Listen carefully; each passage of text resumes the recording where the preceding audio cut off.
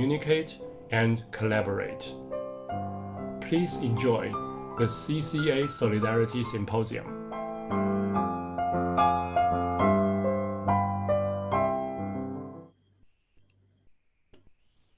All right, welcome everyone to the third Solidarity Symposium organized by the Chinese Communication Association, CCA, along with our 22 institutional partners. The first and the second Solidarity Symposium were about scholarly research. So this third one is actually the first time we have a more practical oriented, okay, especially under the condition of COVID. Okay, all these Solidarity Symposia are organized during the COVID, okay, crisis as our responses, okay, collectively, not only in intellectual ways, but also in practical ways to support each other socially and culturally. And particularly against racism. Okay, this is because, oh, I forgot to introduce. Okay, I'm Jack Cho. I am currently the president of CCA. And every week, okay, I receive responses from our colleagues and students, okay, in North America, in Australia, for example, okay, and you know, about every day, you know, they're experiencing, you know, racism, okay, or other, you know, challenges that overseas Chinese, okay, have never encountered, you know, in recent memory. So today we are extremely privileged to have Ruby Yang, a nonviolent communication trainer in Hong Kong, okay, to share with us how, okay, we are communication scholars, but we seldom actually use communication tools in our everyday life, especially at critical times, like, you know, the COVID period.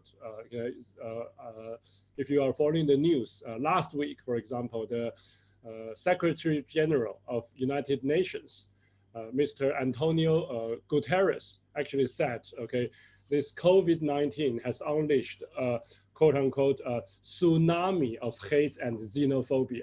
Okay, so how can we, you know, as you know, members, okay, of overseas Chinese, okay, scholars and students, we are members of a minority, okay, social group. How can we use nonviolent communication, or NVC, as a tool, okay, through dialogue and, you know, with the hatred and the fear, okay, in part of the racism, okay, so that we can counter, okay, this tsunami of hate and xenophobia. So Ruby actually is a sociology, okay, graduate from my university, from the Chinese university, and she grew up in Shenzhen and in Taiwan, okay, but now we are very lucky to have her in Hong Kong, being part of the nonviolent communication training, okay, movement in town.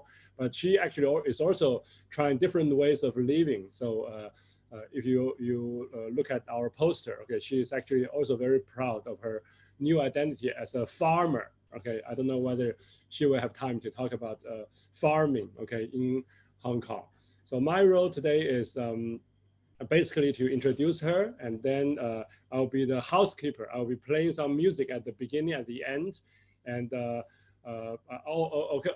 and also one more thing. Okay, some of you may want to expect to see Professor Tang Lu from Texas A&M as the moderator, but she is actually in the Chinese room now. Okay, now here we are in the English room. Okay, 53 people registered for the English, but I see not that many people have turned out.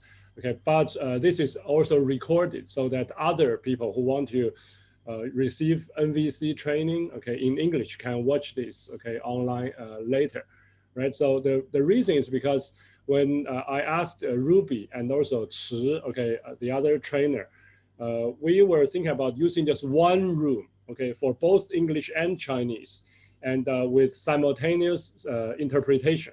Zoom actually has such a function called simultaneous interpretation. People can listen to different channels, okay?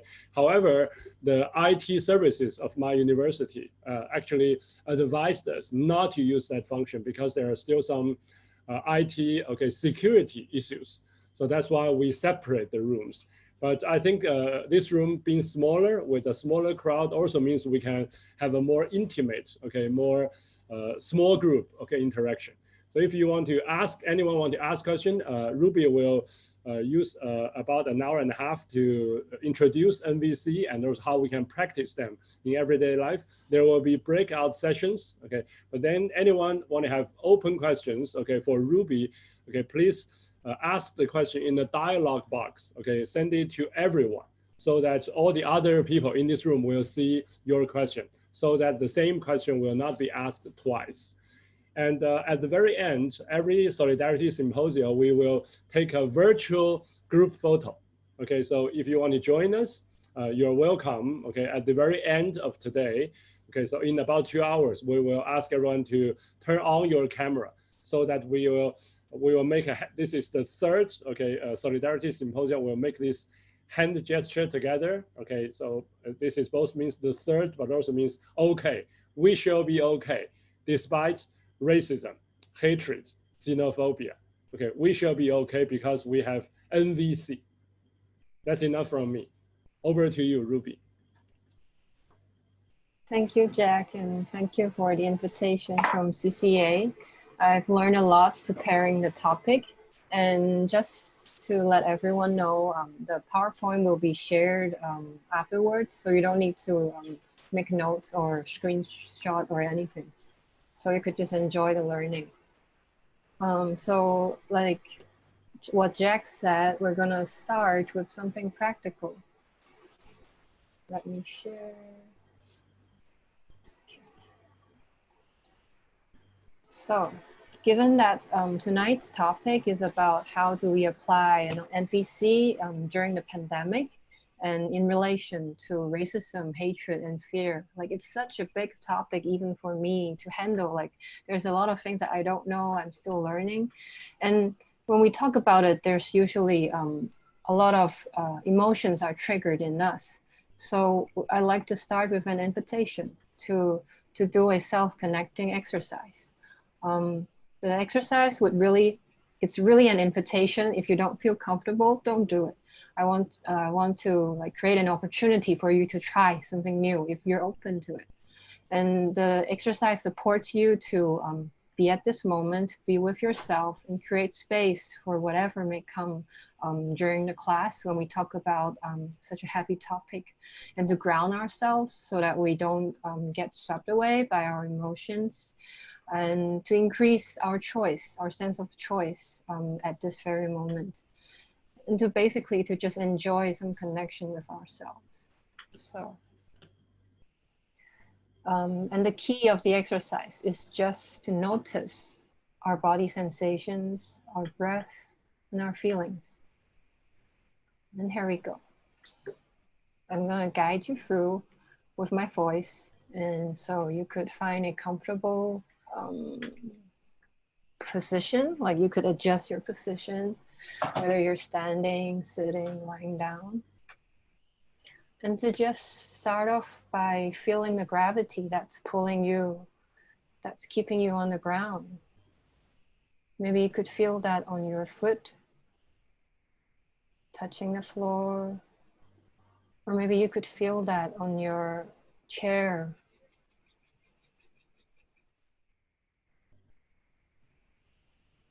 And to really just notice it, that you are grounded by this gravity.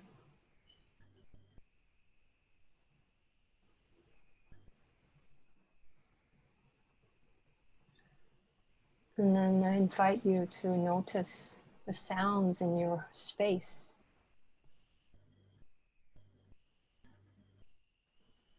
Just notice them.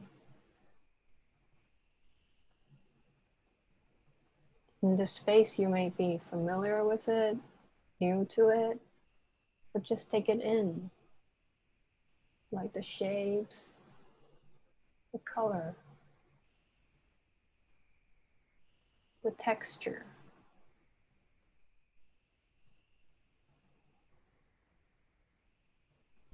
Notice how you feel being in this room.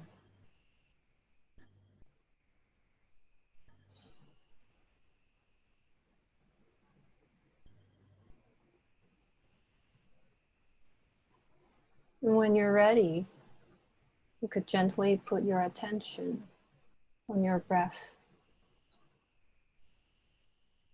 And if you're comfortable, you could close your eyes for the rest of the self-connection exercise. Just notice your breath, how air comes in your nostril, enters your lungs, and how it's released in the exhale.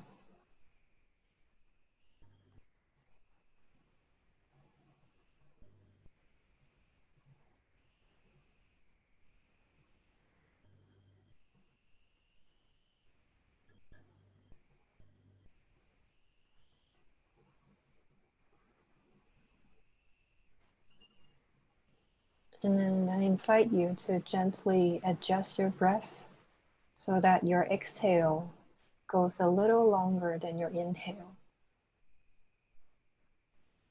So if I breathe in 1, 2, I breathe out 1, 2, 3.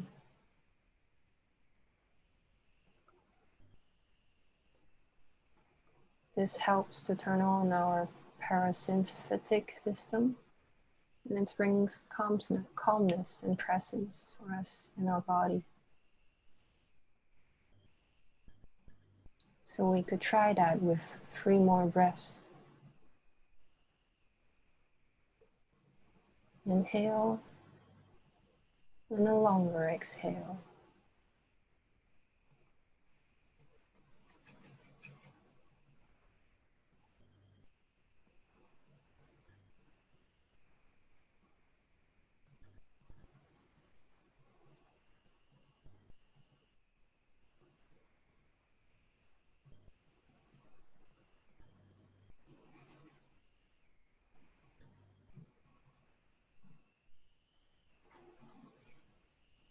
Now I invite you to gently bring your attention to your body.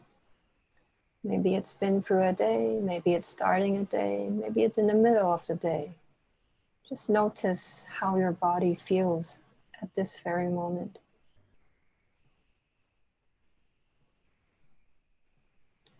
Could do a body scan if you're familiar with it. Just gently bring your attention from your head, forehead, eyebrows, your eyes, your ears, your nose. Just gently scan through the body from head to toe and notice if there's any tension. Just notice it. You don't have to do anything.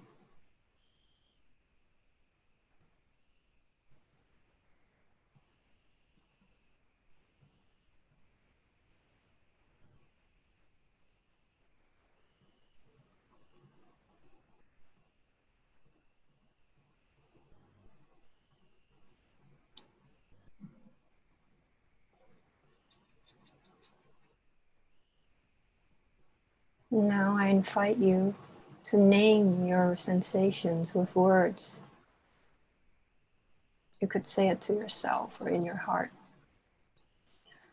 For instance, oh, maybe I'm sweating a bit on the forehead and my shoulders are tense. You could try and notice your own body sensations and name it to yourself.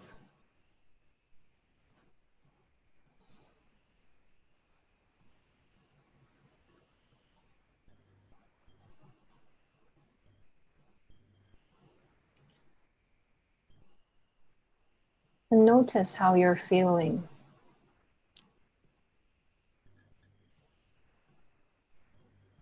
At this very moment.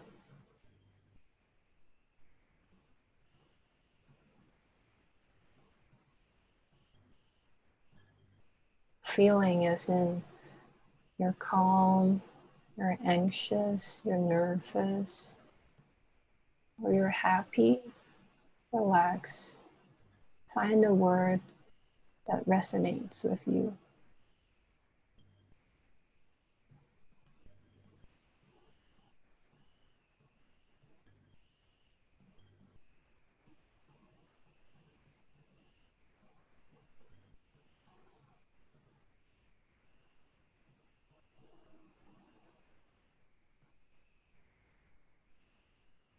And if our feelings are like messengers of our hearts, they're telling us what we really care for, what we really value, I invite you to ask yourself, what is important to you at this very moment that gave rise to your feeling?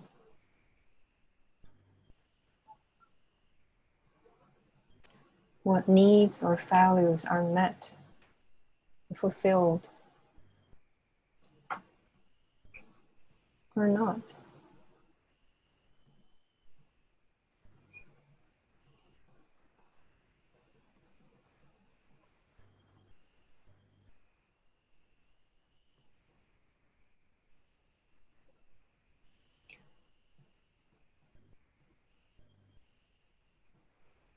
For instance, I'm receiving support from Jack and from technology.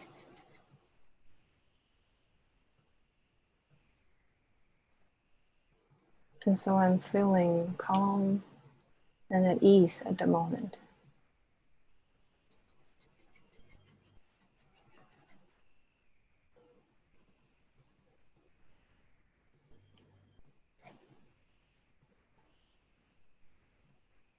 So when you find your need, whatever it is, imagine your need is fully met, fully fulfilled, achieved. Just let your imagination goes wild for a little while.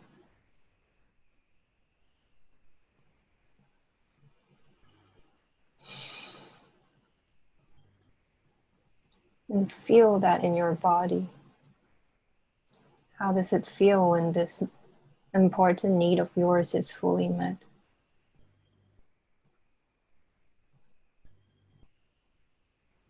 What are your feelings?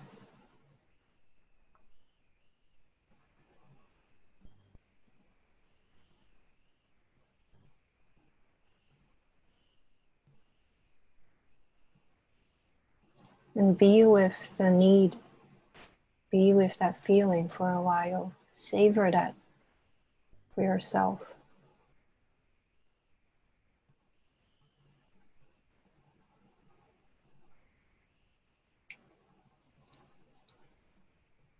And when you're ready, you could gently bring your attention back to the space that you're in, and to gently come back to the big group and the PowerPoint.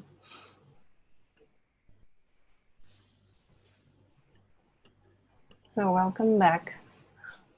So a little explanation of what happened just now is that there's an important assumption in nonviolent communication that feelings are pointers of whether our needs are being, like basic universal human needs, are being met or fulfilled.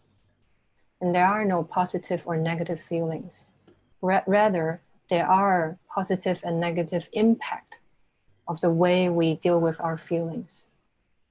Meaning, if I'm angry at the moment and my way of dealing with it is to suppress it, is to walk away from it, then it may have negative impact that someday it might, blow up like a volcano.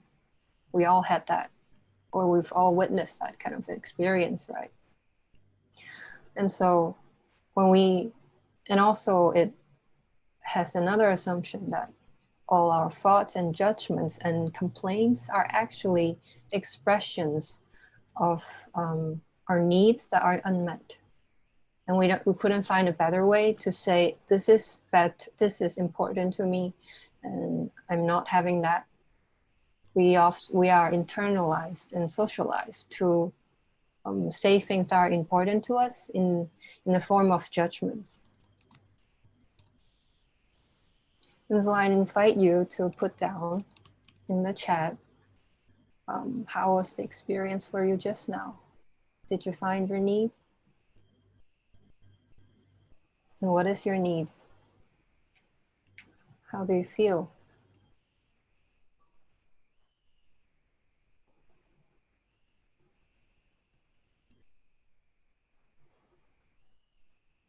So you want us to type in the dialog box?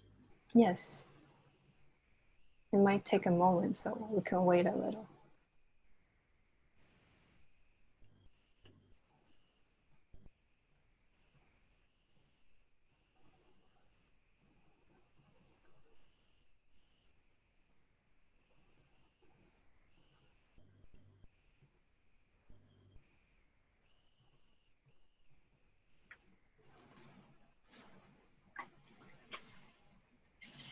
You might have wandered off in the middle of the exercise, which is absolutely normal because we don't get enough rest in our modern day schedule, right?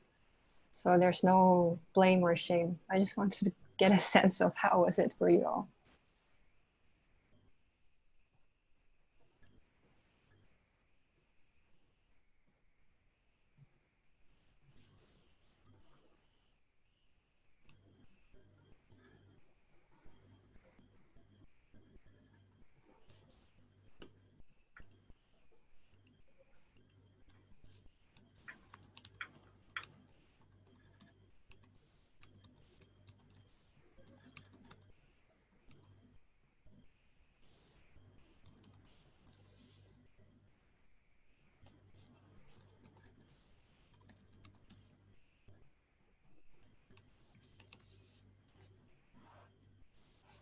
Thank you, Jack.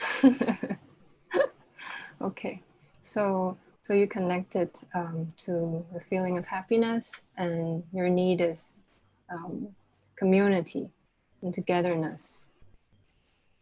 Exactly, right? yes. Okay, thank you.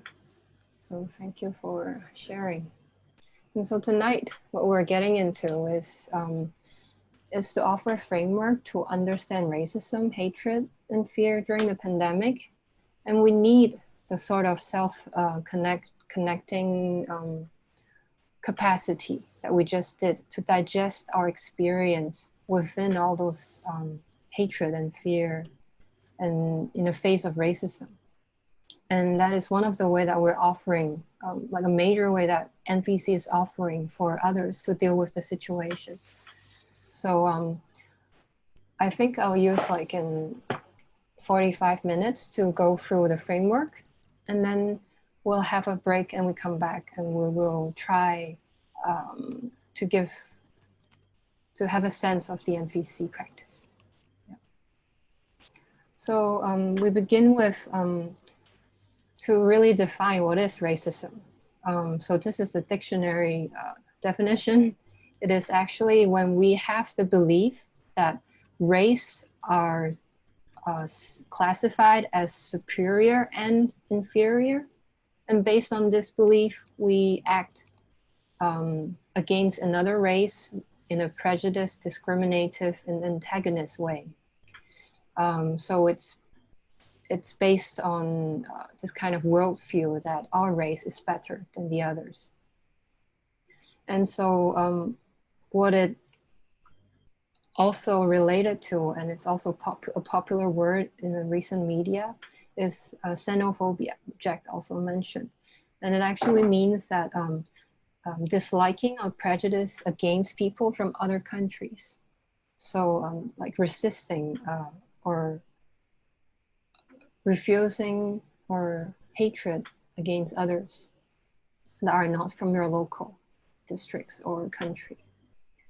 And so having that defined, I'd like to invite you to reflect during the pandemic. What have you observed or experienced? Like what are the racist thinking, comment, or behavior that you have observed or experienced? Like I live in Hong Kong. We are the majority, so I really don't have that experience. So I'm really curious to hear from you all. What are you experiencing from where you're living? So I'll give a minute. You could write down for yourself or to reflect a little.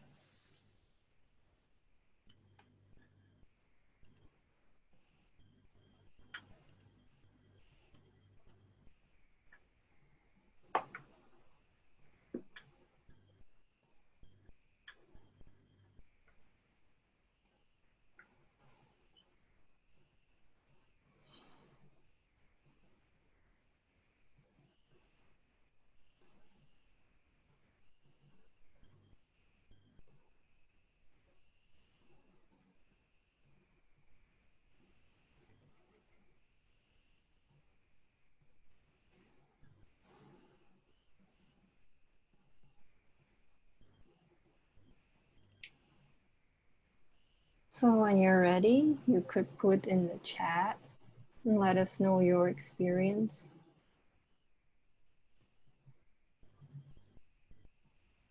Or you could open your mic and share, yeah, if that works for you better.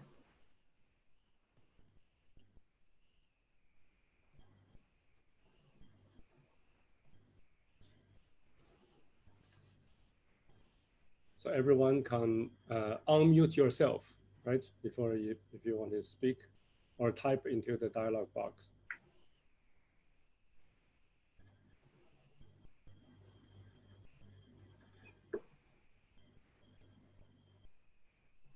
It appears that we've designed the workshop a bit too interactive, maybe.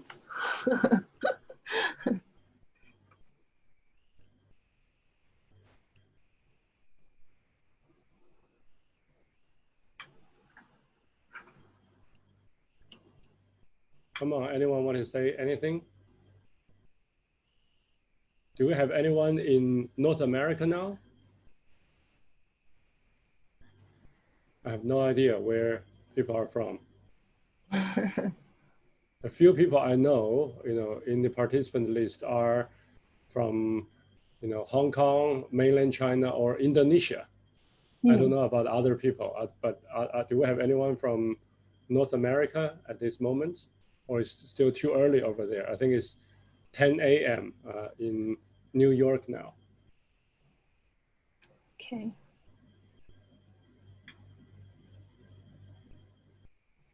So let me think. So if not, I could still go ahead, but But do you want me to tell you something at what CCA members told me? Yeah, sure, definitely. All right. First, some of you might be in our CCA WeChat group. Okay.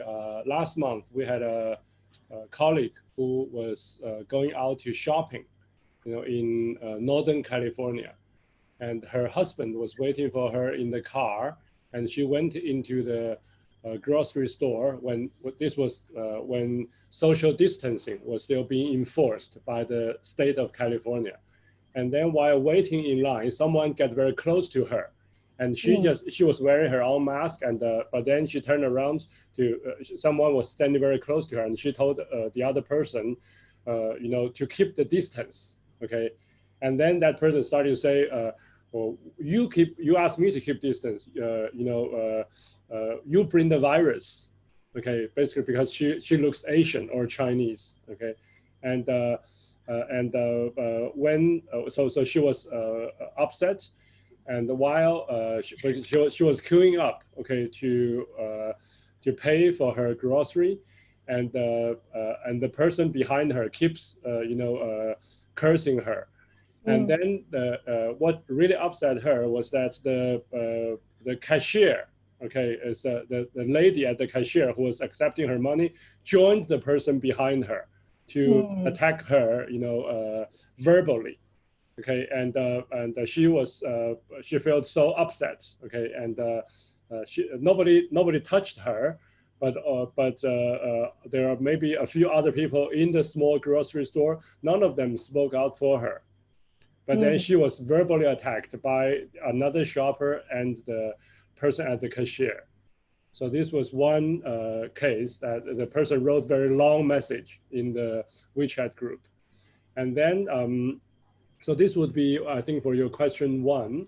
And question two is that I think even before the pandemic, okay, if you are Chinese or if you are a non-Chinese, but you've been to China recently, some universities in Florida ask the people to register, to report. You have to report whether if you have if you go to other countries, you don't. Okay, if you go to Europe, okay, even Russia, you don't. But if you're working with so the institutionalized, so the colleagues there were actually collecting signatures, okay, and against this kind of China-specific, okay, institutionalized surveillance against faculty members. And of course, when Trump keep saying Chinese virus, okay, they all were signing. So it's institutionalized racism at personal, at the university level and also at the national level. Okay, when Trump refused to use COVID-19 but to use Chinese virus, and then there are two other cases. One was in New York. A graduate student from Columbia University, because I think it was he was wearing mask. This was 2 or 3 months earlier, and most New Yorkers were not wearing masks. And he was in the subway, and other people basically got into a fight with him, because he was wearing a mask, and people don't like him. And as a result, he was actually pushed down the platform onto the track. Okay, so he was physically attacked, but luckily there was no subway, train coming. So he climbed out, back to safety. Okay, but it was a physical attack was also reported, from our, conversations with CCA members. Right. So it feels like to link back to what I'm gonna say is that, so it appears that racism right now, like the cases that you're receiving from the WeChat group, is pretty explicit from local Americans. Like the acts are provocative, verbal, or even physical, like receiving violence and hatred. And it's very clear that hatred is guided towards Chinese communities, even though they're wearing masks, and the hatred has filtered the world that they're seeing. Like the Chinese is just getting a shop, like some snacks at the store and lining up and just wanted some space. And that was mixed up with the fear of the pandemic, the fear of the spread of the disease. And one of the participants sent a private message to me saying when she goes out to the market, people were checking ID cards. If you have a ID card showing your passport is from China, then a girl said Asians shouldn't go out now, should be home, because you are Asian. So This is one of the people sent me a private message about her own experience. So that is also like an explicit and at a state level racism, right? If it's or the market manager, I don't know whether it's a public market or private market. Yeah. Oh, so it's also like a systemic level sort of ways to discriminate people who are from Asia. Yeah, and then there are also like implicit ones, like if, for example, if we know that within the classroom there's one Chinese person, and because of the pandemic we're not inviting that person to the party, like it's for the good of the class, and that would be a case of implicit kind of racism, right? Like assuming the other person's person's details according to the person's like race or ethnicity.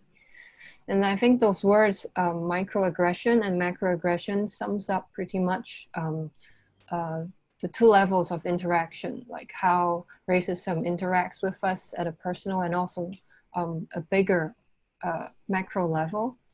And these are just examples of microaggressions, like Chinese Americans who are born in Chinese race and born there would be asked, like, where are you really from? Like, even though they speak perfect English, they will be commented with, oh, you speak really good English, right?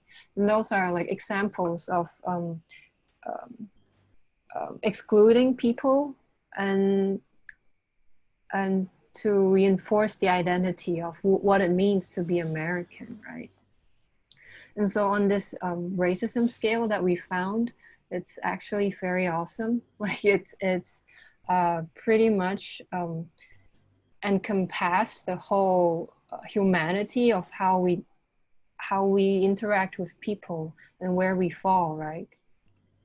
So from the examples from Jack, it's more of like an overt racism.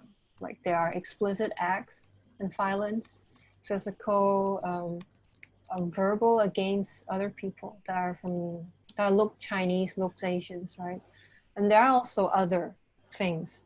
To the most extreme one is terrorism, or some would call genocide, where violence is mobilized against a whole community and death is wanted of that whole community. And to scale down from that scale, there's also like what we talked about, implicit racism. Like, I'm not racist, but you know, Chinese people are really good at math. I'm not good with the English context of stereotypes of the Chinese, but we're familiar with it. And there's also a kind of indifference, like it's like racism has nothing to do with me. Like if I'm the majority, it's difficult for me to really feel what it means to be marginalized when I'm the mainstream. Yeah. And also we get defensive reactions, justifications, and all sorts of things. And it goes all the way to what we really strive for, right? We want to, like the ideal way of interaction, at least in my learning, is to really make space for differences instead of discriminating. So that is what Jack mentioned earlier, would be the abolitionist, like white Americans that would stand up for Black people in the history, in the context of America. And so that is the whole spectrum of how we can interact with a different race or community of people. And so when we're talking about racism, all these incidents of, you know, micro, macro interactions, what are the essence or guiding principles of it? Like what are, like for example, like feminism has a guiding principle or essence of embracing differences, of celebrating diversity, right? Or capitalism would have a guiding principle of meritocracy, consumerism. And what is the guiding principle of racism when we really look into it? So just a moment of reflection. So it's not just me talking.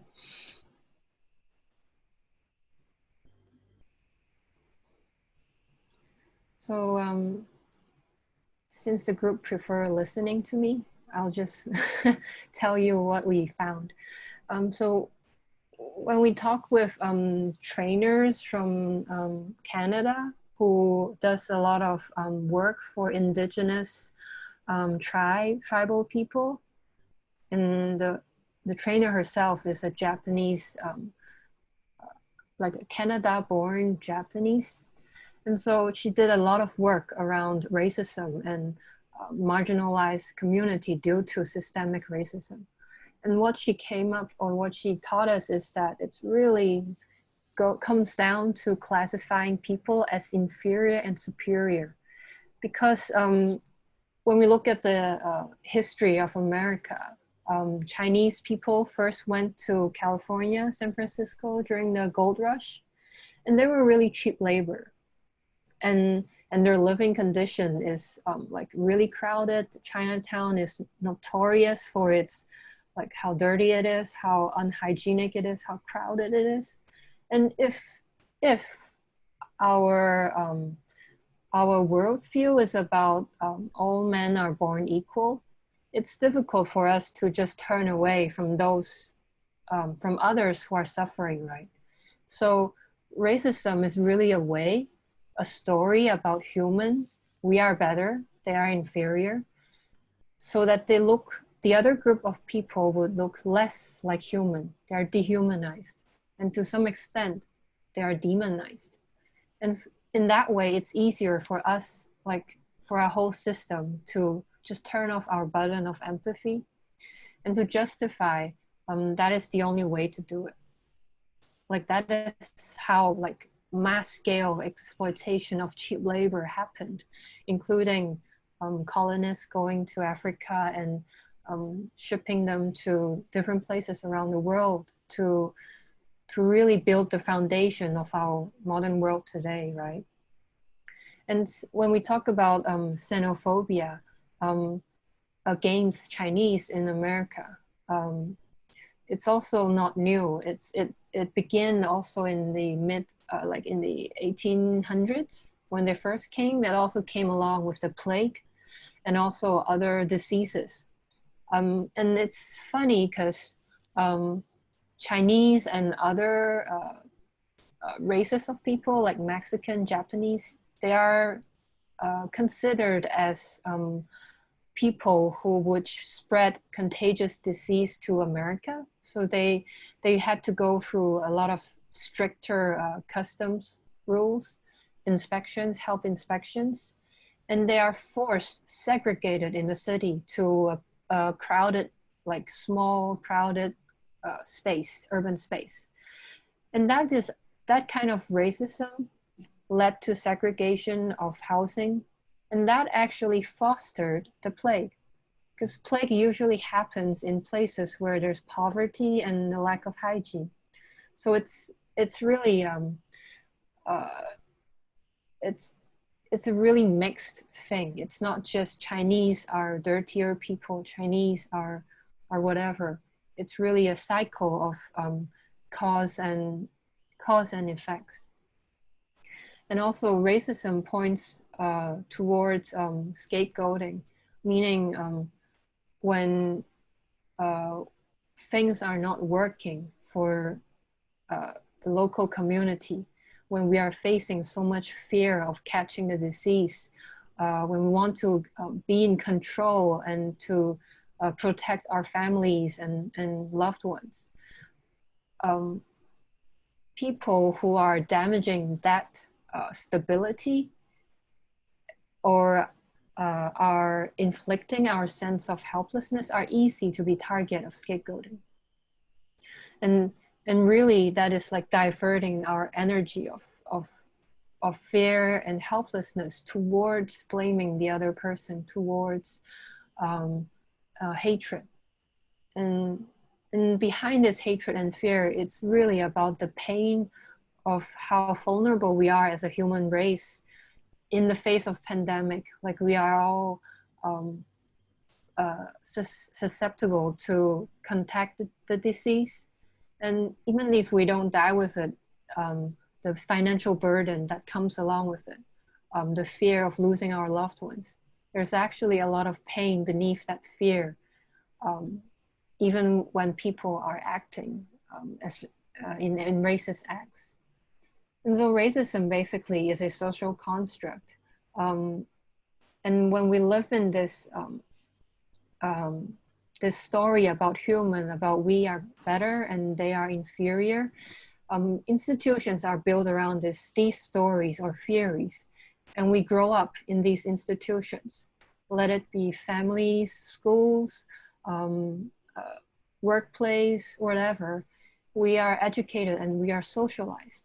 And we internalize those theories, those stories about humans. And this macro kind of aggression affects our one-to-one interpersonal interactions with people from other race. And this graph perfectly summarizes it. And it's a work from Mickey Cashton, my teacher, who's also a NVC trainer. And so racism itself is a social construct. It's a story, once again, that differentiates between different race of people. So no one, you could imagine, no baby or child is born racist, right? And yet, like what the earlier graph showed, we have that story around, and it's built, like our institutions are built around it. So that narrative exists in our language, in our labels, in stories and media. And I think Jack is more familiar with this, right? Like what are the, in the context of America, what are the racist languages or stories or stereotypes about the Chinese? Do you have an example?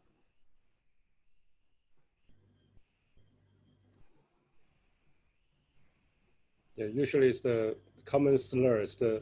We can call it the C word, right? The Chinaman. It's like for African Americans, it's the N word. It's the Negro. Okay, so there are every Japanese were called Japs. Okay, so all these are racist, okay, politically incorrect words that are coming back these days. And the words are racist is because that words reduces the humanity of the other person, of the other race. It humiliates, it takes away the dignity of the race. And that's why it's considered racist. And the reason that these languages is able to like be viral, maybe on the internet and in the media even, is also because of the history, the culture, and the societal background that was able to facilitate it. Like people, like our trainer from Canada would say, the land itself is racist. Like the institution, like racism is institutionalized in many ways.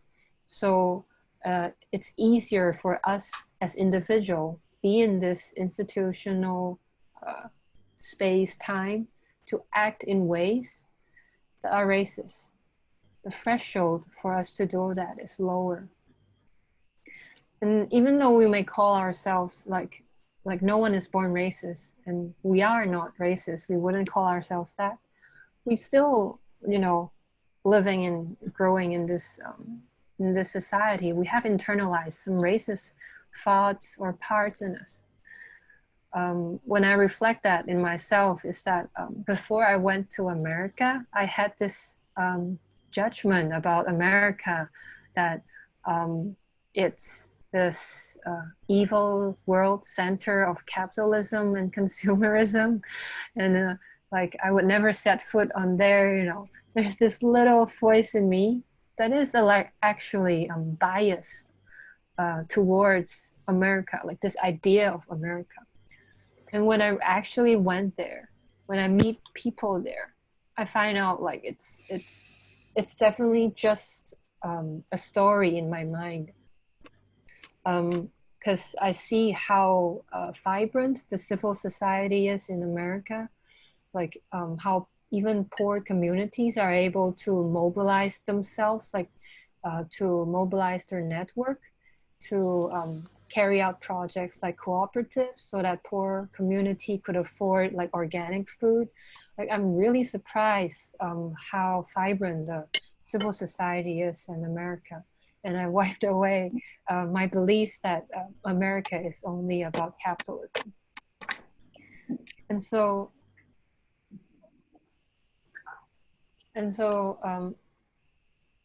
when we look at China, like if we have internalized racist parts in us, definitely the place where we grow up in as a nation would itself have those practices.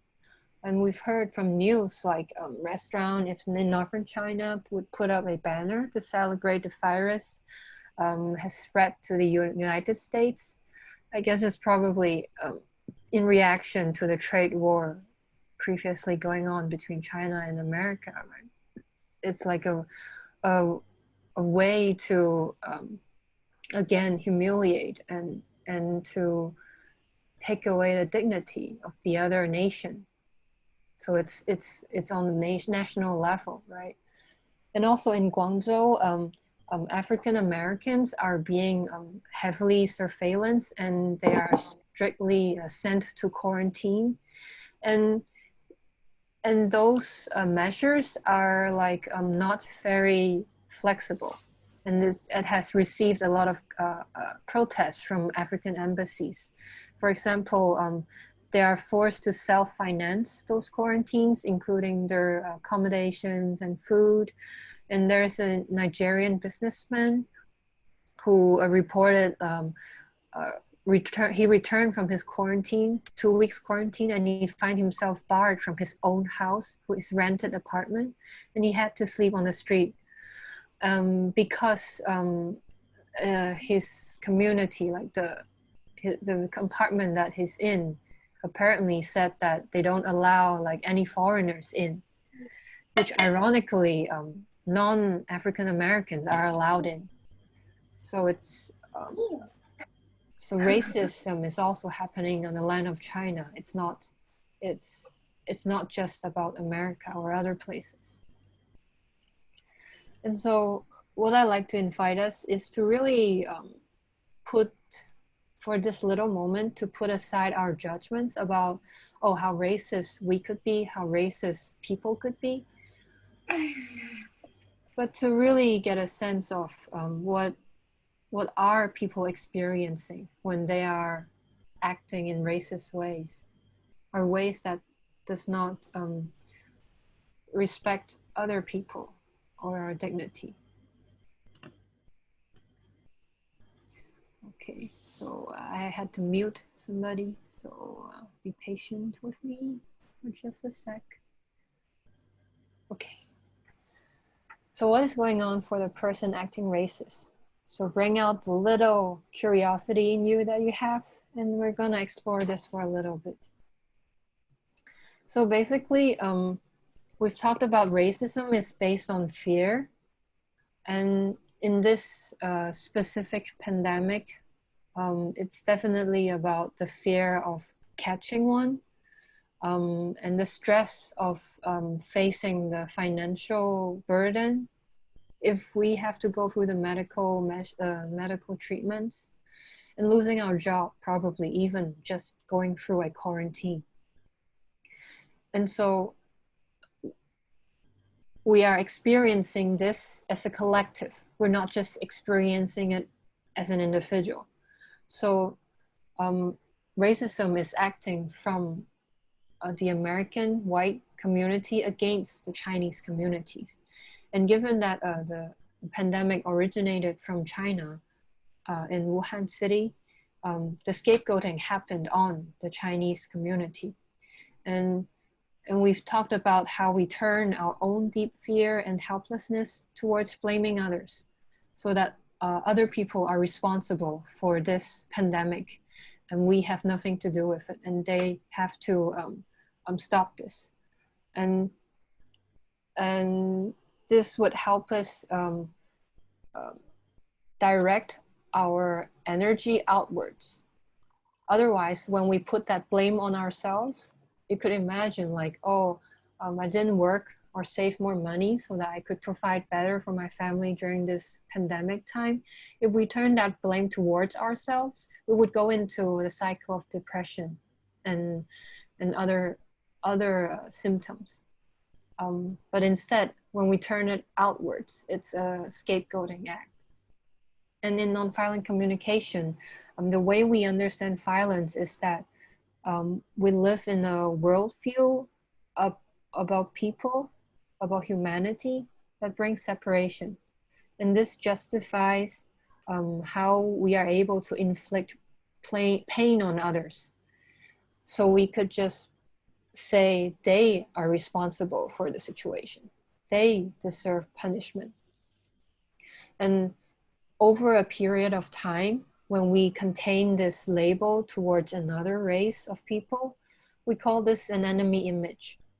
And this kind of sentiment is solidified, and it builds up as hatred towards another race.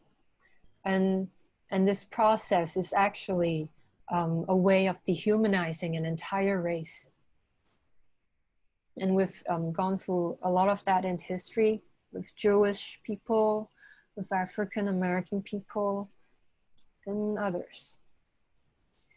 And as hatred is a key sentiment in this racism, I'd like to talk a little bit about how do we hate others.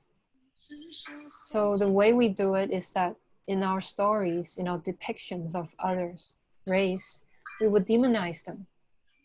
Like they are like I've read reports and articles, like people would say, they are the stupid Chinese people.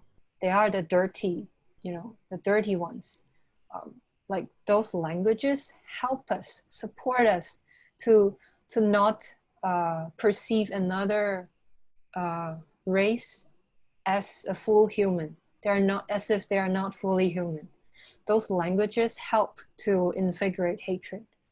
And also fear and threat, like I've read a lot on reports, like Chinese are spat on, and also like what Jack shared earlier, they're physically threatened, they're pushed off the rail, and the thought that they cause us the pain, like they are the ones who brought the disease here in America, which is not quite true, as we know, right? Like partly Chinese people who lived in America might have brought back the disease, but mostly it's facilitated by the mobilization of wealthy businessmen who travel around the world. And so this simple dichotomy of the Chinese people brought the disease, so they brought us pain, and the they fears us, like they are bad, this simple dichotomy of good and bad definitely helps to build up hatred towards another race. And so all this big like environment stories we receive from society, we internalize them as stories when we are interacting with an actual human being. And we would say things like that, as like the woman you mentioned, your colleague, who was facing like verbal attacks from another person. It's actually a process where an individual internalized the macro narratives, and it's been showing up in interpersonal relationships. And so when we talk about hatred, there's a really good definition by Tong Kai-cheng, a author from Hong Kong. Like the way he says it is that hatred is an active energy where a person refuses to enter another person's world, refuses to understand another person, and to be in a creative imaginations, but only it's a negative one. And this imagination would keep on looping the evilness or the wrongness of the other person. And it facilitates separation and conflicts. And we could definitely see that happen throughout history. For example, the Ku Klux Klan, where a group of white people organized this group after the Civil War in America, trying to restore the order of white supremacy, and to act out their own justice through lynching and other public violence is pretty much a manifestation of this active energy to dehumanize, to not see another person as a human. And it takes time and psychological space to really build up. And it's interesting that hatred actually generates from hurtful feelings or perceived aggression. And it's a natural reaction when people feel that they are attacked or their dignity has been attacked. And it's an active way for the system, for the body, for the system to seek revenge. Like we've seen that with Nazi Germany, right?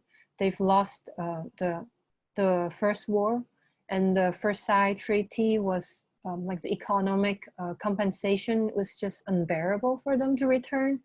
So it's like, it's not just like they lost the war, but they've been into an unfair treaty.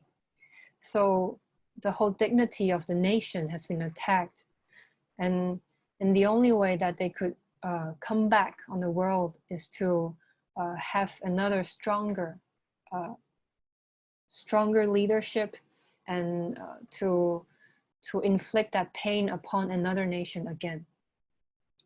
So this hatred goes on a personal level and also definitely on a national level. And so psychologist Bernard Golden beautifully summarizes, like, acts of hatred are attempts to distract ourselves from feelings such as helplessness, powerlessness, injustice, inadequacy, and shame. And hate is also grounded in some sense of perceived threat. It is an attitude that can give rise to hostility and aggression towards individuals or group. And because hatred is energizing, when we feel helpless, frustrated, or disempowered, hating another person becomes a way to climb out of that difficult feelings, so that we can direct our personal pain toward an external, well-defined target. And so the individual consumed by hate may believe that the only way to regain the sense of power or to overcome their pain is to strike out or to hurt others. So at this context, each moment of hate is a temporary reprieve, a relief from inner suffering. And so having go through what is happening as a person that is inflicting pain upon other people, I'd like the moment to reflect, how are we impacted by racism when we received people's verbal or physical threat or violence?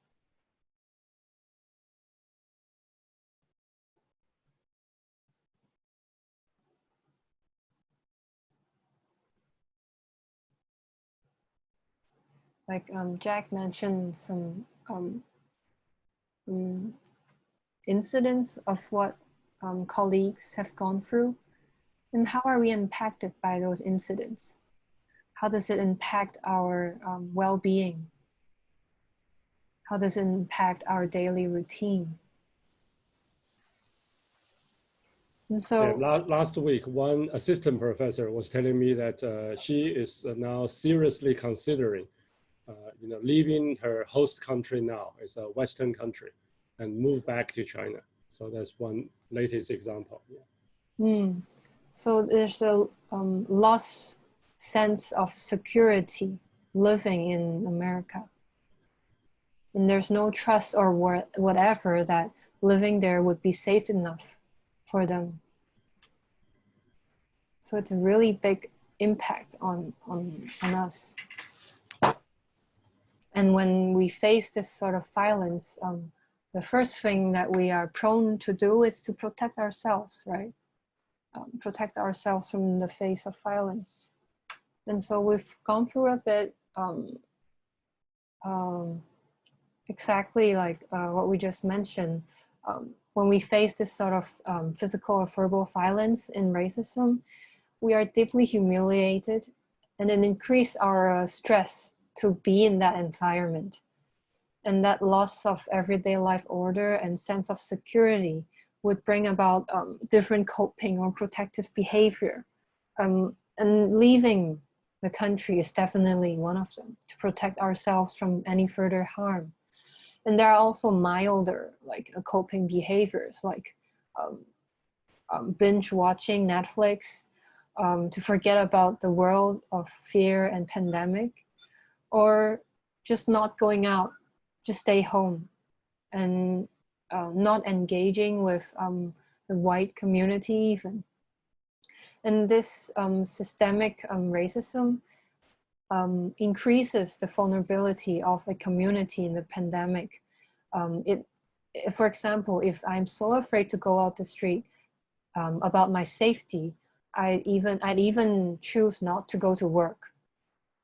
And so I'm more easy or vulnerable to lose my job if my employer is less sympathetic to my situation. And so this sort of pressure and violence that we face on a daily basis creates an individual or even collective trauma. And right now, I think the Chinese community overseas are going through a bit of collective trauma. Like as a community, we are losing the sense of safety of living in a foreign land and facing so much hostility from the outside. And we've seen the Hasidic community in New York, for example, who had fled from the World War II, the persecution from the Nazis. And they are a Jewish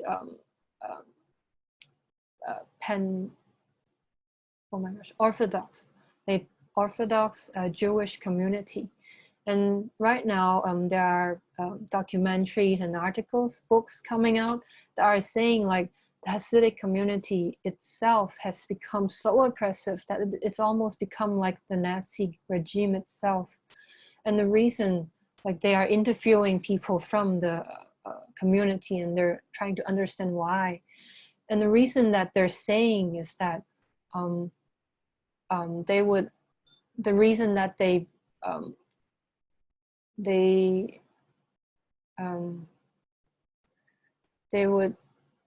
not allow the community members to access internet, to go to a secular library, to have like a formal education.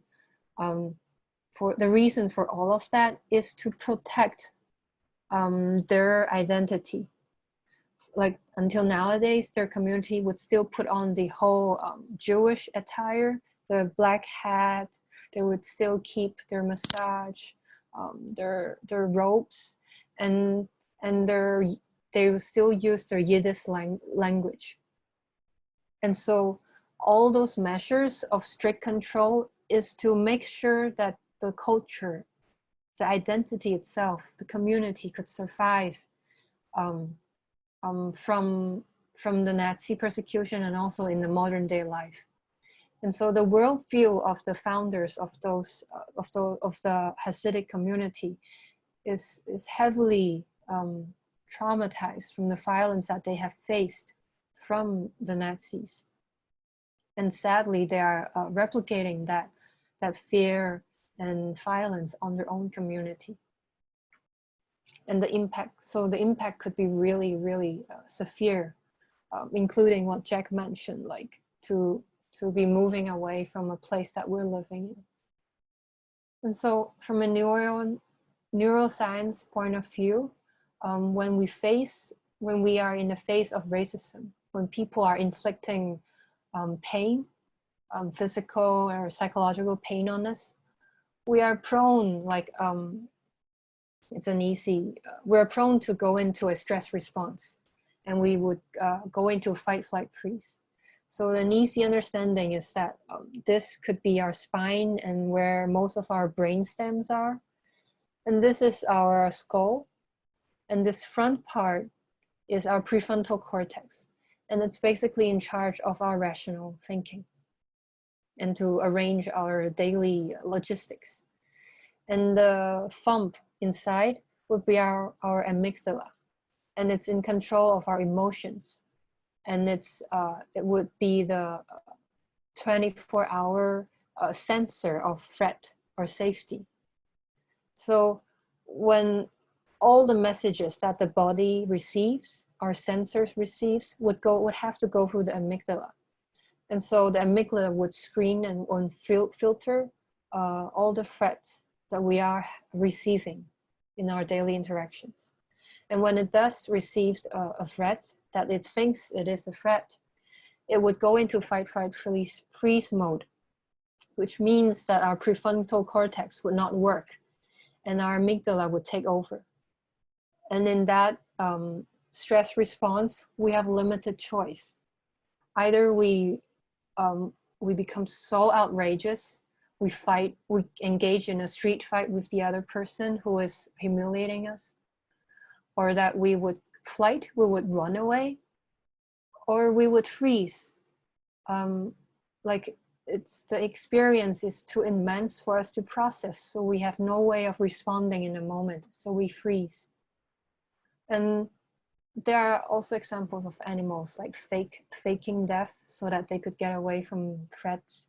That's a similar concept. And so we may have in the face of racism or people saying racist interactions, we may not be able to act in our full capacity the way we wanted us to have acted. Maybe to stand up for ourselves or stand up for other people in those situations. And so we could easily judge ourselves afterwards. And that's actually like shooting a second arrow on the violence that we have received.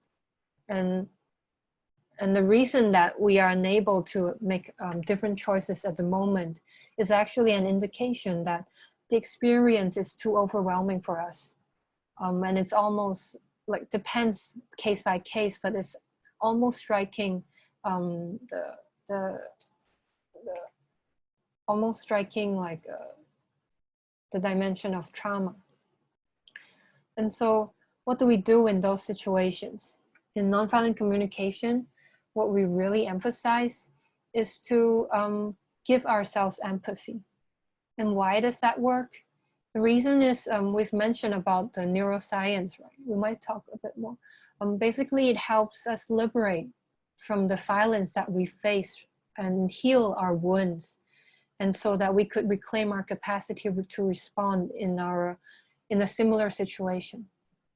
When the body experience threat and we go into freezing mode, in a lot of latest neuroscience research, it's been noted that the energy is trapped in our body and we are not able to make different choices in a similar situation. And so really understanding ourselves in those situations, to go back and hold ourselves with care, would really help to unfroze that frozenness.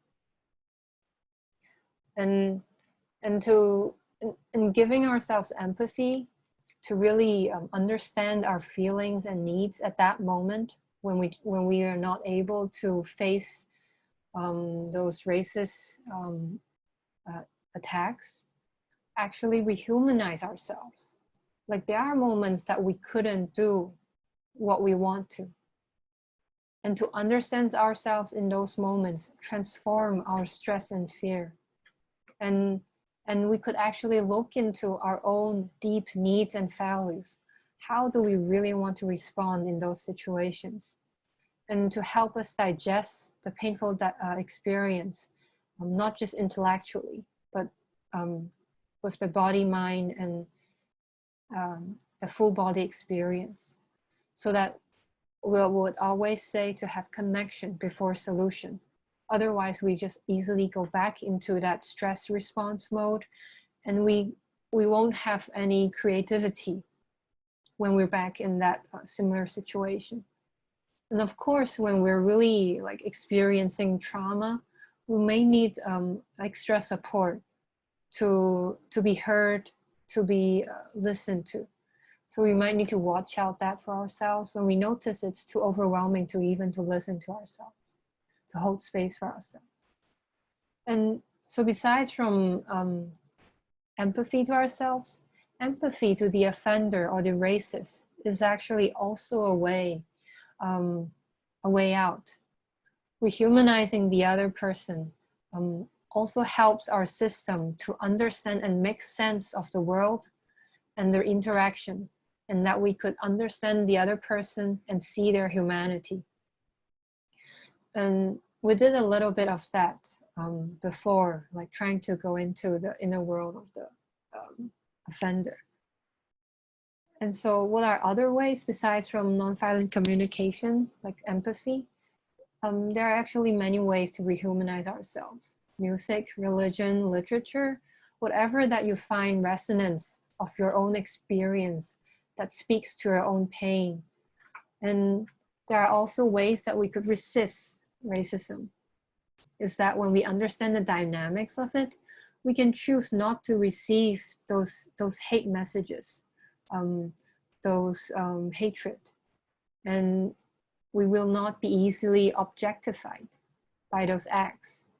We have more grounded source of who we are, and we are not the distorted image in the other person's eyes. We can hold that innocence of ourselves for us. And humor actually also humanizes us ourselves, and it would help disarm the attacker too. And to come up with empathetic response would also catch the attacker, would catch them at their feet, I guess. And also when we rehumanize them, actually, they wouldn't expect when they're trying to humiliate us, we actually refuse to be humiliated and to see them as a human. That's also a really powerful way to resist. And to seek support, to seek like local groups or organizations that are already doing work that are building Chinese community solidarity or against discrimination in general. And to seek out even for non-Chinese ally who are not targeted by the racism, so that they have more resources to support you, to listen to you, because they are less impacted. And so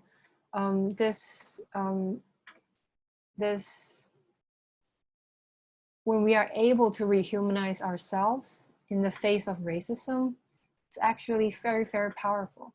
So this Black man, Darryl Davis, there's also been a documentary about him out there, so you could search for it.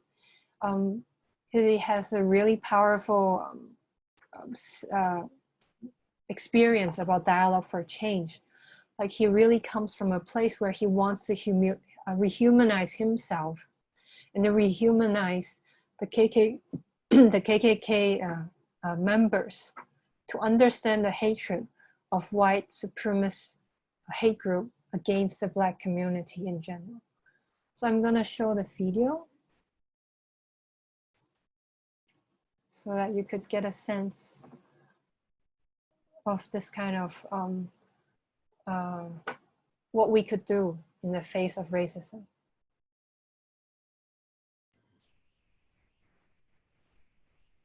Someone who had never spoken. We don't see anything. On me. Now, can you hear No, I me? cannot see. Someone who had never seen me before.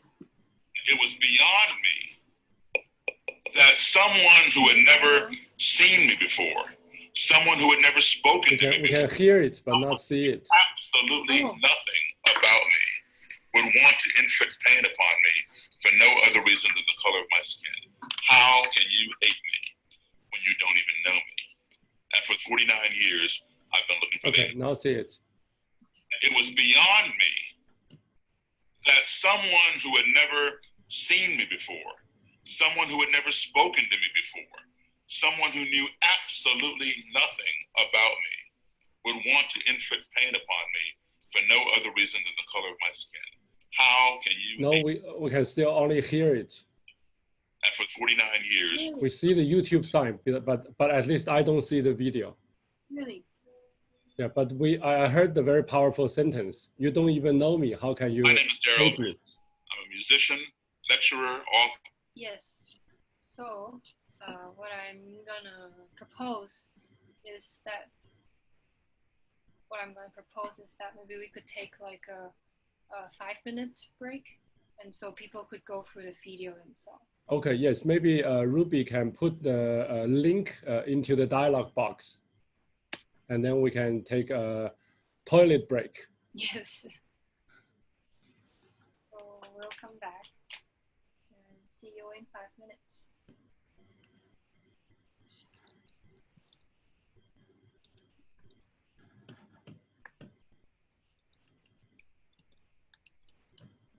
And when we come back, we're gonna do some practical stuff. Yeah, now I'm watching the video. It's it's a very powerful video. His image, the way he say things.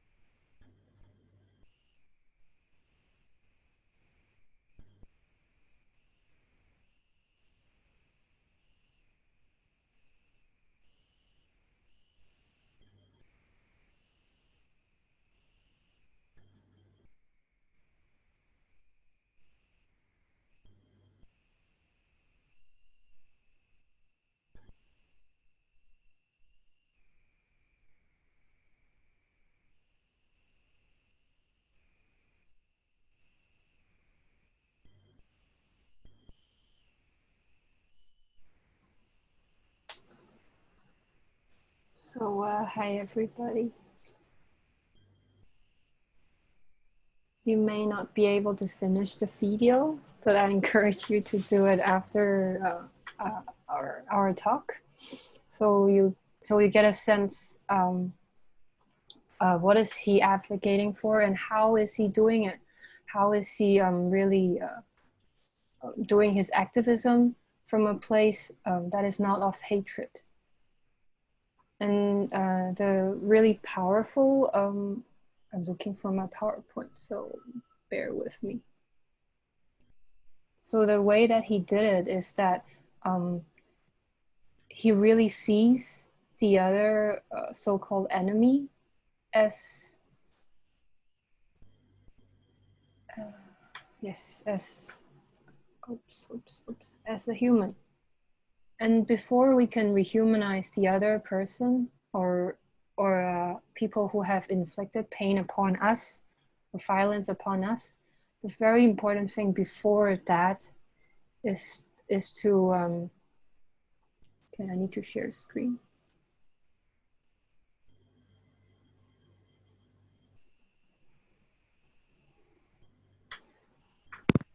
So the very first thing we need to do is to rehumanize ourselves, to heal ourselves from that pain first. His line, how can you hate me if you don't even know me?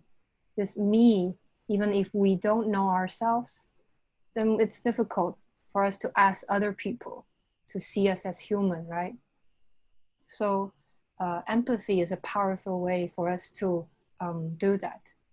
And to go into a little bit more about empathy is that in the perspective of neuroscience, empathy, like naming our feelings, actually helps calm down our prefrontal cortex.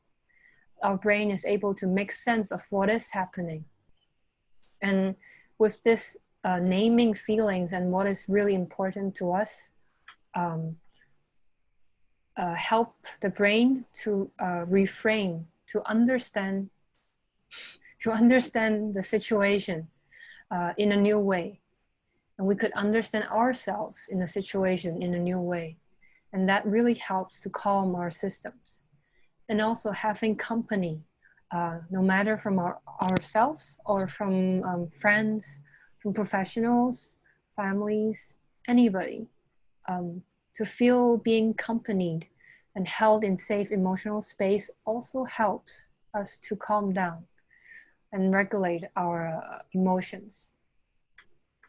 And when we are not, when we are beyond our window of tolerance of an emotion, for example, I'm so angry at the person who has just spat on me, either I would go depressed, I would blame myself for not being able to stand up, and I would blame myself for being weak, or I would go so angry that I might go out to recreate the violence. I might get really triggered if I see another white person. So you could see that when we're not within the optimal state, we get hyperarousal or hypoarousal. And that's just the way our body functions. And the way to actively support ourselves to go back to our optimal state is to really listen to our feelings and needs. And naming them would really help the system. So the invitation is that you could pick an event where you've experienced racist acts, or just experience things that it makes you uncomfortable because of who you are, just so it's a bit more general. And with this incident in mind, I want to name that the intention is to listen ourselves that was hurt going through those experiences and give ourselves empathy. This is what we're trying to do with this exercise. And I'm gonna lead you through. And so create space for yourself and whatever that means. Maybe take a deep breath. or to adjust your sitting position so you feel comfortable. And to recall the incident, like what happened that triggered your emotions. What exactly did the other person did or say?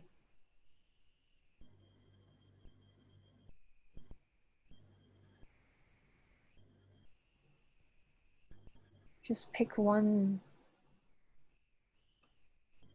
Narrow down if you have a lot.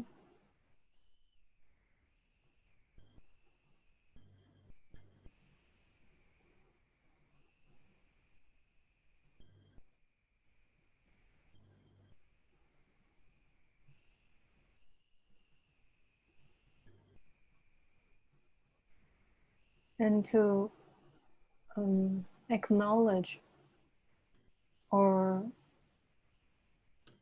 to acknowledge how were you impacted by the event. Like the person might have said something or did something to you. How did that impact you? Really acknowledge that for ourselves.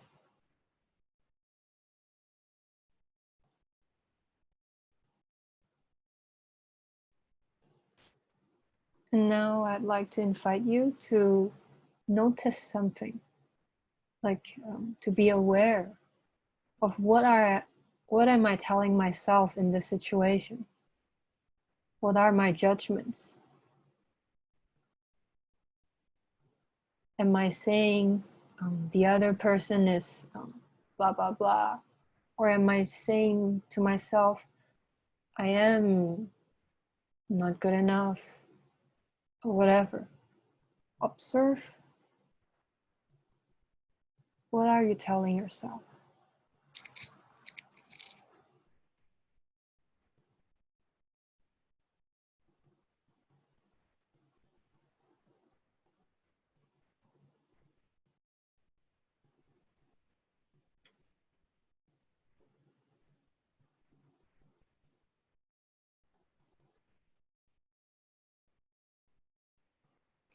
And there may be a lot of thoughts going on. Try to narrow down to maybe identify 3 of them and to really pick the one that really you have a lot of emotions on.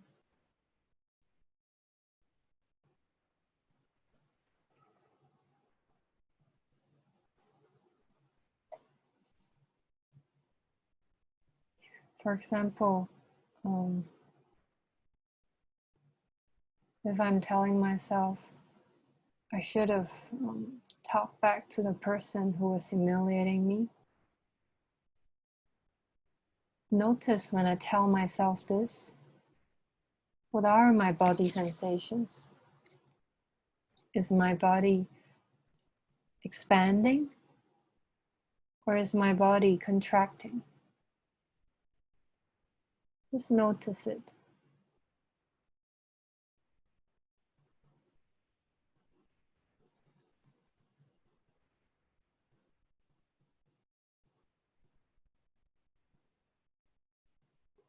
And what am I feeling?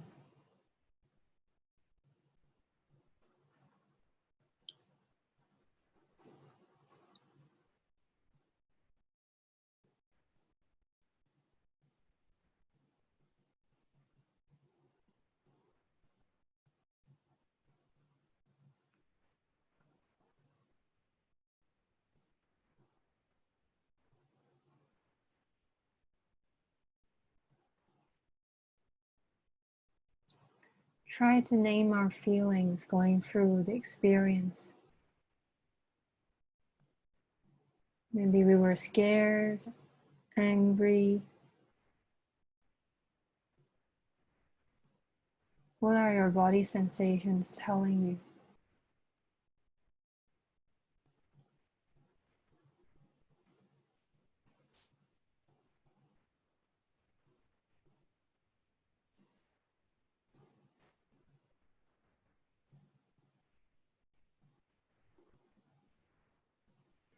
And when you really ground in your feelings, ask your feeling, what is it important to you that makes you feel this way? What is your need and value? And I can invite you to look at the need list. Like, what's important to you? What are your feelings telling you that it's really important for you to you?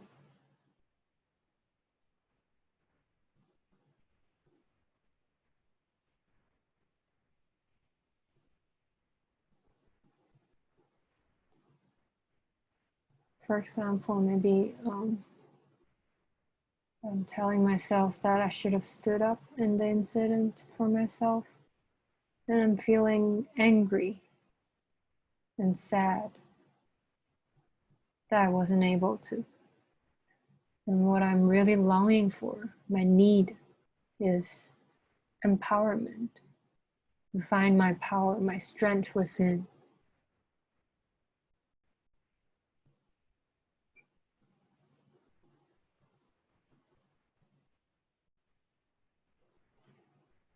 So when you find your need,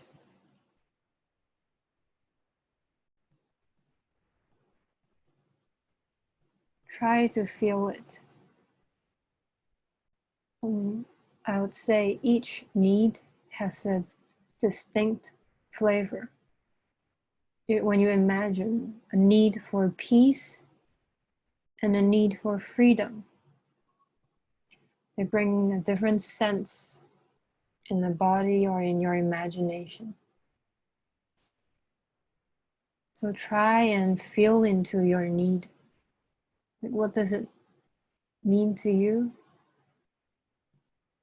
How does your body react?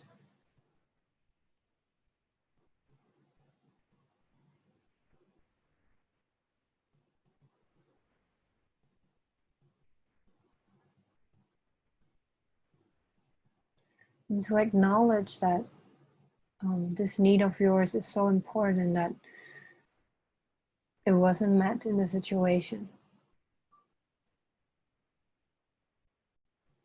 To acknowledge that, and at the same time, it's still important for you.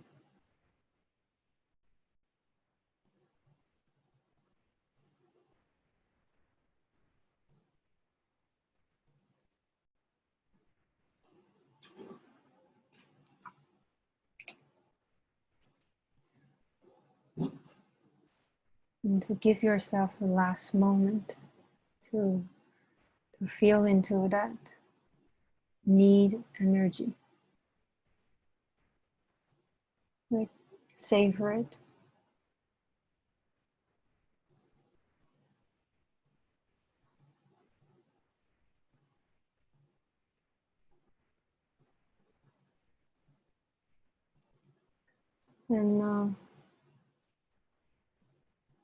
And having noticed your need, do you have a new, like having this new understanding of yourself in that situation, knowing that your need is a certain thing?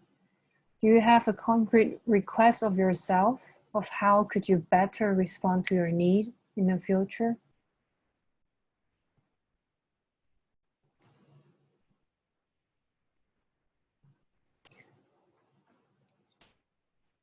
For instance, if my need for strength is for strength and power, the request for myself is to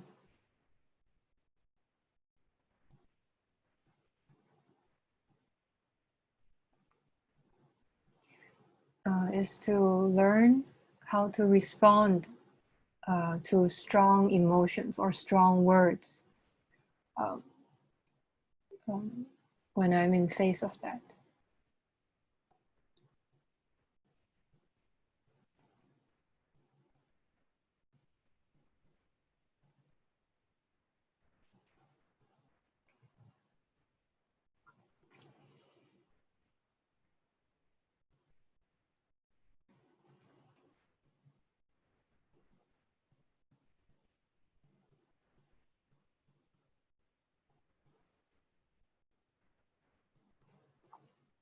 So, welcome back. You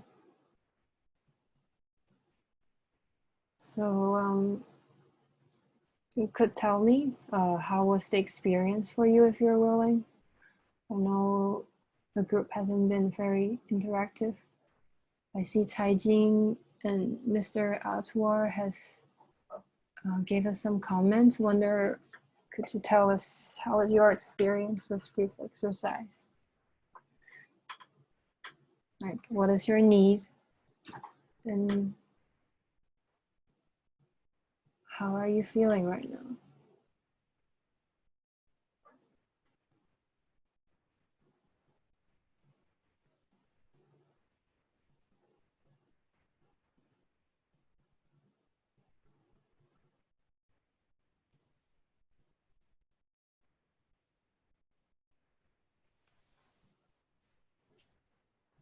Or maybe Jack?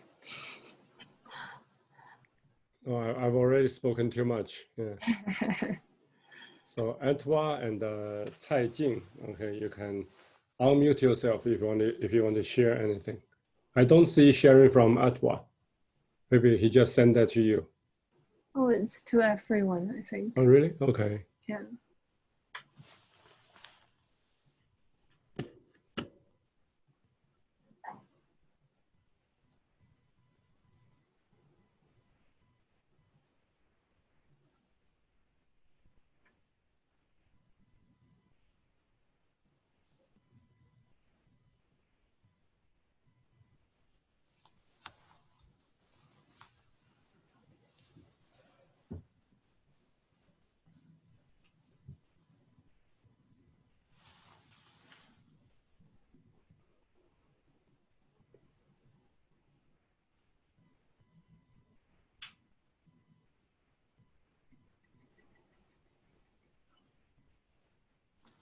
So if there are no responses, I'd like to end with the last quote from Nelson Mandela, that no one is born hating another person because of the color of his skin or his background or his religion.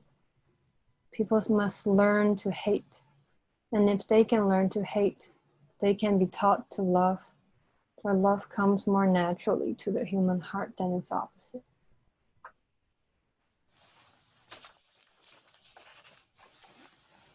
Yeah, so I'm open to questions or what worked, what didn't work for you.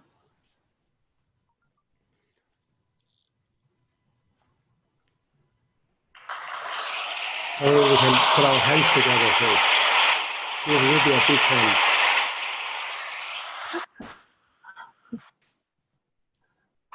Anyone have questions?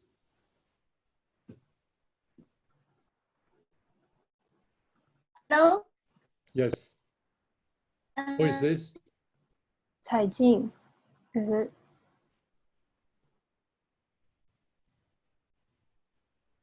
Cai Jing, you have been unmuted. You can speak if you wish.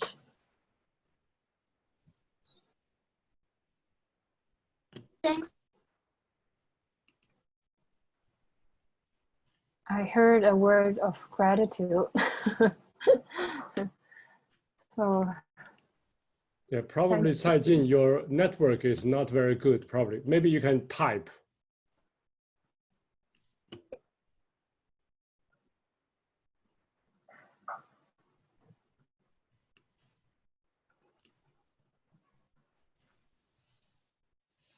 Yeah, we still have 10, actually we have 15 minutes for Q&A. really? Yes, I thought it's 11 minutes, 10. Yes, it's maybe my clock is a little unprecise. So we have a little more than 10 minutes, yeah. Cai Jing was trying to say something, but we cannot hear her.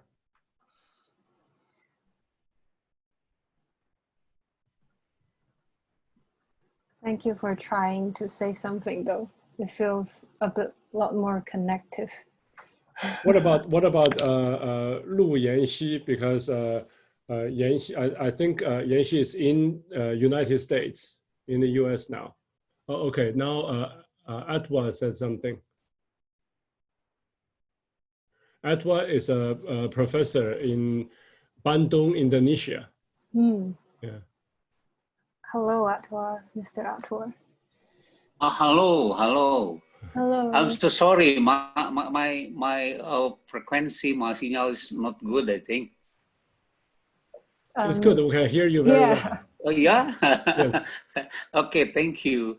I think, I'm so sorry. I think this is a very interesting topic, and this is very great. I think especially for me from Indonesia that have still increased on cases of pandemic COVID-19. And then we try to learn about from your topic, how China's people, how your country try to learn, try to something like honesty, yeah. And then in my country, I think a topic about violent communication not too interesting, I think, especially because pandemic still complicated, especially government not create the crisis management not too good, I think.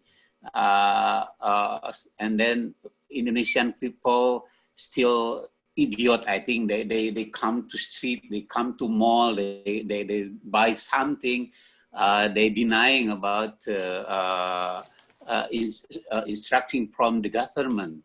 And then social media is become very powerful to creating the violent communication, I think, in Indonesia especially. How about in China? I need to some information from Ruby as a presenter in this night. Thank you, Ruby. Thank you for listening. And I'm glad to know a little bit about the situation in Indonesia. Mm-hmm. Jack, do you have more information about how is it in China? Yeah, I think it depends on different stage. I'm actually from Wuhan, you know. Oh, you are from Wuhan? Yes, my mom still lives in Wuhan, and you know, my in-laws, okay, you know, my sister-in-laws, you know, family are all still in Wuhan. So in the early stage there, I think in China it had already evolved, okay, through several stages. Okay, before, I would say, okay, in the first stage was before Wuhan was shut down, okay, so there was not much social media discussion, there was censorship. Oh, but then from Wuhan was shut down to the time in mid-February when the provincial governor, you know, of Hubei and the Wuhan city mayor were removed. Okay, so that was a period when there are lots of critique of government officials among Wuhan social media. Okay. And then later on, okay, it's there are lots of people, especially there's a diary, okay, by one of the authors. Okay, I think so. I agree with you. Social media is becoming very powerful, both to spread hatred. Okay? Yes, of course, I think. Yeah, and also violence. Okay, and I think there are still the battle is still ongoing. You know, we don't have Ruby training Wuhanese people, okay, about COVID, but I think I don't know. Other people feel free to disagree with me, but I feel in China, violent communication through social media still has the upper hand than non-violent communication. Yeah. Okay, and it's not just China in China. Okay, like I began today's introduction to say the UN Secretary General is saying around the world, okay, COVID-19 is unleashing a tsunami of hate and xenophobia. So I think part of that tsunami is because of social media. Okay, and there really needs to be ways. You are raising an excellent point that we need to find probably new ways for NVC, nonviolent communication, to also be Yeah. spread. Like Nelson Mandela. Yeah. Saying, people have to learn to love. They learn to hate. But here's the classroom. The social media has become an effective classroom to teach violent communication. But how can social media be converted into a classroom for NVC? I think that's a great question. You are inspiring us to think more about. Thank you very much, Zach. Thank you. Thank you. Okay. Cai Jin said something. Do you think racism has been chosen to be a political tool during the pandemic in the US? Oh, wow. That is a really good question. I think the Trump administration, like they're coming up to the next election. So definitely they would want to have some scapegoating so that they could to, how do you say, like energize the energy of the dissatisfaction towards something else so that they could still get the vote from their voters, especially when the pandemic has affected so much on the economy. I could definitely imagine like the Trump administration would need a scapegoating target, and China is definitely like not just an easy one, but it's an ongoing one. Yeah, so the Chinese, like Cai Jin mentioned, the Chinese virus was definitely one of the way to scapegoat the pandemic to China, which we all know, like the Trump administration also held a lot of responsibility of not reacting more proactively towards the pandemic. So yeah, does Jack has any? Yeah, but I think, I definitely, I'm very, very biased, against Trump. Actually, on the second day when he was elected, I was in New York.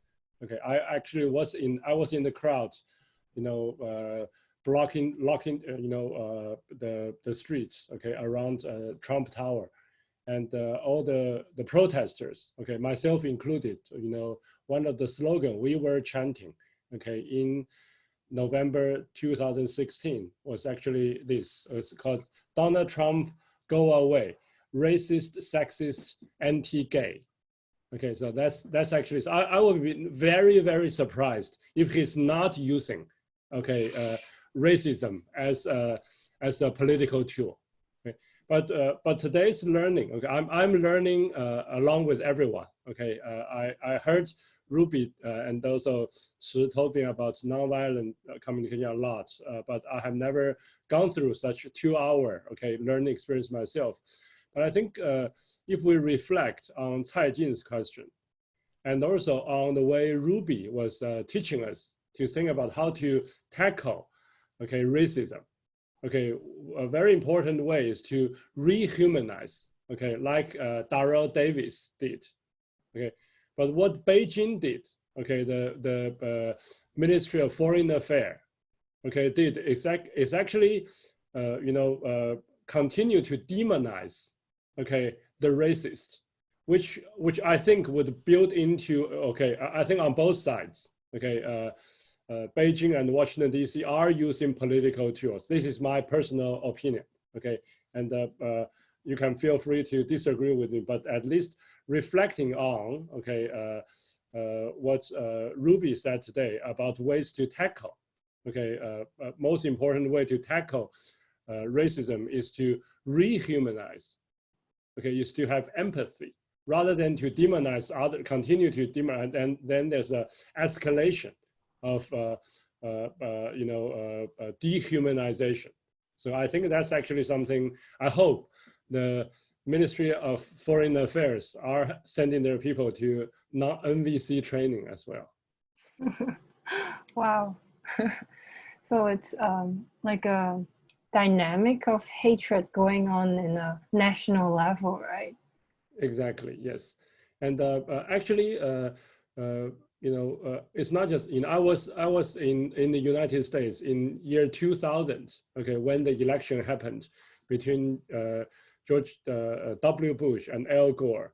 Even back then, okay, in the street where the campaigners were using China as one of the, China was still up and rising at the time, okay, not the China today, but the China card was very often played, okay, in almost every election, okay, in the US, or even now we see that in Africa, I'm sure in other Asian countries, including Indonesia, okay, China is a factor, okay, that will be used by the politicians to win more votes, okay, and that is just something, because China has been increasingly powerful, okay, but the Beijing government never responded, okay, in the way they respond to Trump now. So that's something worrisome for me. I think in the past, Beijing were more like I think they were wiser not to play the game of dehumanizing and escalating the dehumanization. Okay, but this is something after today's training. Okay, it makes me worry a little bit more. Yeah, although at the personal level, okay, we we learn how to deal with microaggression, but this is macroaggression, and at the bilateral level, right? Wow.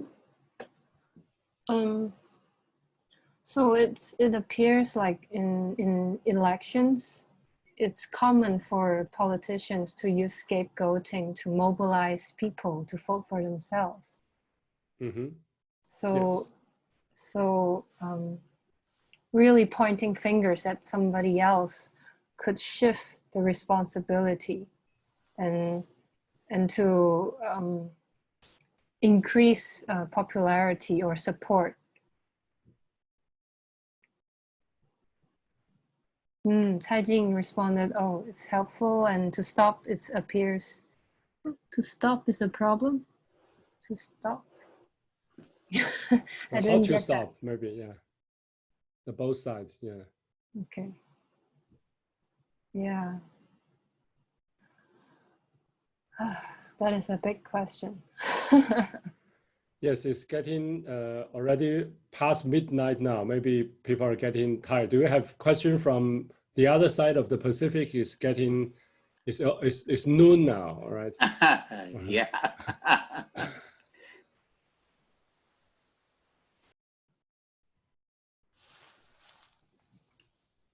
If no, Ruby, probably we can call it a day. Yes. All right. Thank you, everyone. And thanks especially to Ruby. I'm going to play our final song. All right. Our goodbye. Oh, okay. I cannot share the screen. Oh, can I share? Okay. Yeah, I can share. So it's a 3-minute piano piece. Again, it's the Solidarity Forever. The song had the history from anti-racism. Can you hear it? Yes. Yes. Very good. Yeah. So it's 3 minutes, and with the anti-racist melody, okay, we end today's Solidarity Symposium. Thank you, Ruby, again, very much, and thanks everyone for staying with us until so late or so early.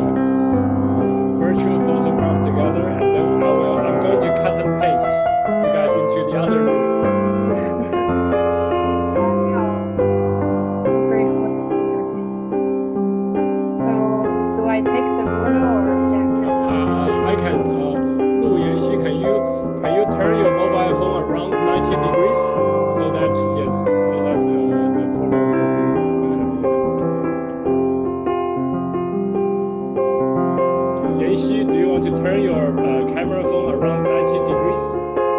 Does not move. It's okay. It's okay. Just keep it that way. Okay. So we make this hand gesture. So it means okay, and it means 3. Okay. And I will say yes. So this is 3. Cai Jin, can you make the hand gesture? Okay, Cai Jin is not very her bandwidth is not enough. Okay, let's. I will say 1, 2, 3, and everyone smile. Okay, 1, 2, 3. 1, 2, 3. Okay, thanks a lot. Thank you, everyone. Yes. Bye. See you next time. So much. See you next time. Yes. Good night and good day.